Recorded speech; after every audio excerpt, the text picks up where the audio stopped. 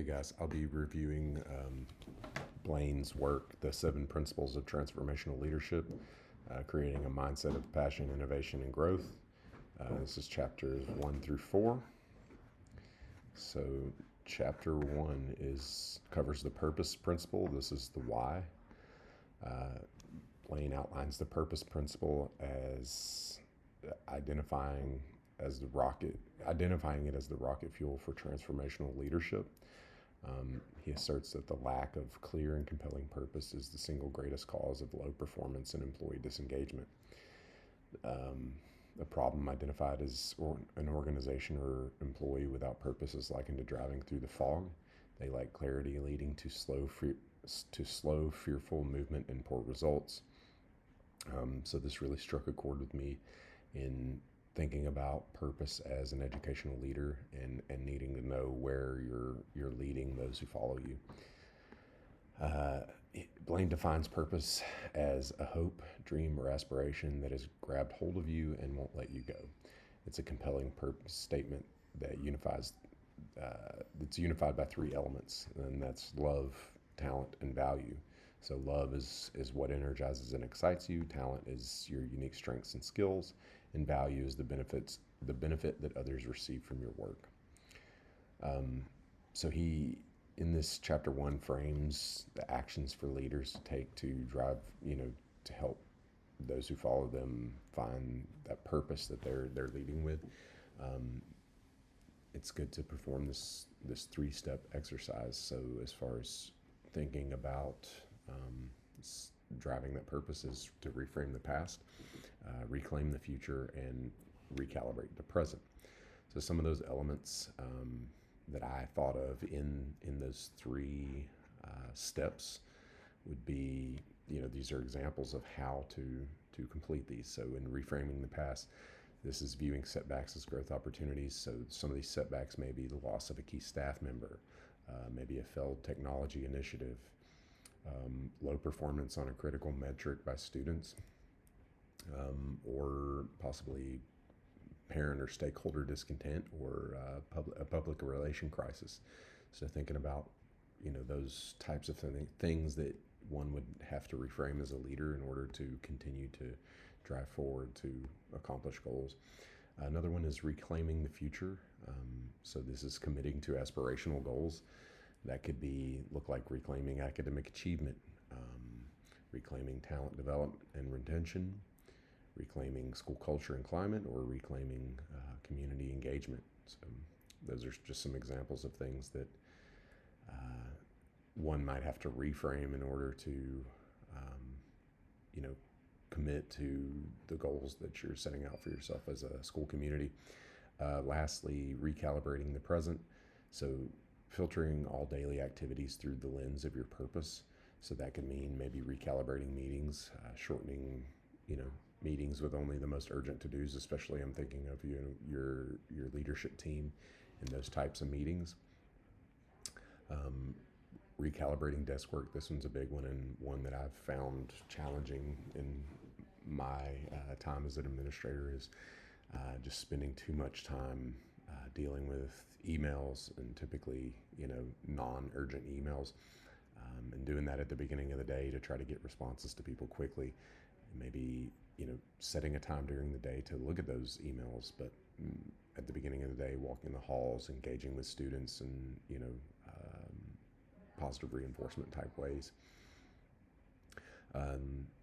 Another way of thinking about recalibrating, the day-to-day activities would be student discipline.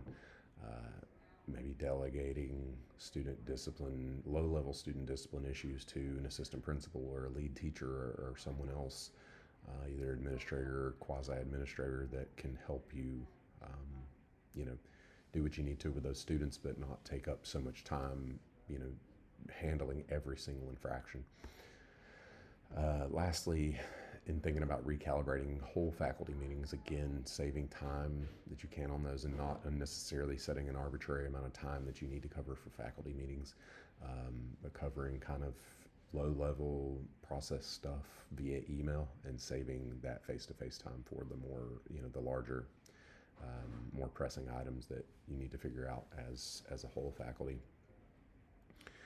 Um, moving on to chapter 2, that covered the promise principle. So this is the leader's credibility. The promise principle focuses on a critical importance of the leader's word. Um, Blaine says promises are considered sacred, similar to vows, and must be non-negotiable and consistently kept. So this creates impact. So a leader's credibility and trustworthiness are directly tied to their promises. And broken promises immediately erode trust, inject anxiety into the workplace, and sabotage the leader's ability to inspire future action. Also, according to Blaine, all promises must be rooted into the leader's purpose. So that was covered in chapter 1 and communicated with clarity. By consistently keeping their word, leaders create a secure environment where employees trust what the leader values and what they hope to create. The promises principle is a game changer that counters employee anxiety about the future and ensures strategic priorities are executed effectively. So building that trust, that's going to help you as a leader to create buy-in, to get everyone on board with the goals that you all set, and the climate and culture that you're trying to build in your building, which is super important. Chapter 3 is the project's principle. So this is the how. The project's principle is about moving from strategic planning to concrete execution. It focuses on creating an organizational environment that allows both leaders and employees to flourish while implementing the vision. Blaine says this step is vitally important if you want to be a dynamic organization that doesn't just talk about growth but puts plans into action to attain goals. That's a super important part of leadership is that growth and culture of your building. So the goal laid out in this chapter is leaders must create the right culture and talent base to execute the strategic vision defined by their purpose and promises. This means actively investigating and removing the causes of underperformance in their teams. So whether this looks like, and most often probably looks like identifying and approaching a teacher or a staff member about areas in which they need to improve and providing resources for them to improve. Furthermore, if they refuse or don't live up to those improvement expectations, then the conversation changes to potentially a contract non-renewal, or moving in a different direction, or finding a better spot on your staff, offering that staff member a different spot on your staff that maybe they would be more successful. So those are hard conversations, but definitely necessary to continue to move towards the strategic vision that you want to have as a leader. Lastly, change management. In this chapter, change management is covered. This principle involves identifying and overcoming employee fear of change.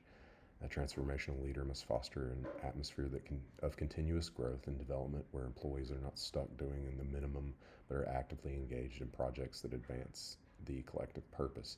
So identifying those employees who are on board, who are willing and open to growth, and helping them to get into a situation that's going to utilize their strengths and skills for the betterment of the organization. Chapter 4 is the persuasion principles covered. So this is the influence piece. This is getting people on board with that vision that you have, and really goes a long way in regard to climate and culture as well. So the persuasion principle, according to Blaine, is the ability of a transformational leader to inspire and influence others to enthusiastically commit to the organization's vision and strategy. So the foundation that's laid out in this chapter is persuasion is built upon the credibility earned through the promises principle and the compelling vision established by the purpose principle. So strategy for a leader. The primary method for persuasion is building strong relationships and consistently communicating purpose. Blaine says that leaders must talk about purpose in every interaction. So this is important. Emails, meetings, reviews. So in an email, set your signature line with something about your purpose. In meetings, talk about it, and bring it up as something that's a shared goal that everyone should be striving and working toward.